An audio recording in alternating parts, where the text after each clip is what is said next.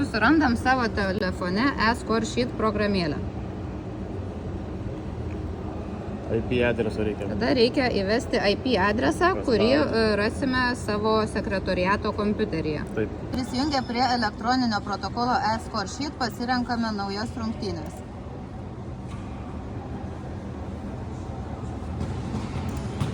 E-Scoresheet sistemoje paleidus rungtynes reikia pasirinkti Options. Ir tuomet pasirenkame viršuje Tablet. Ir čia yra parašytas IP adresas, kurį turi suvesti teisėjas. Reikia ant kompiuterio paspausti Enable Tablets.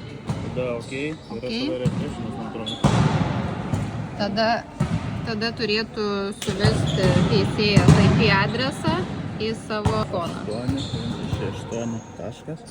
Tada paspaudžiam referee ant teisėjo telefono arba planšetės. Tuomet, kai susijungia sėkmingai sekretoriaus kompiuteris ir teisėjo telefonas, mato tiek teisėjas sustojimus, tiek taškus ir komandas rungtyniaujančias, bei matosi, kad sekretoriaus kompiuterė, kad sėkmingai prisijungia teisėjas iki prie sistemos.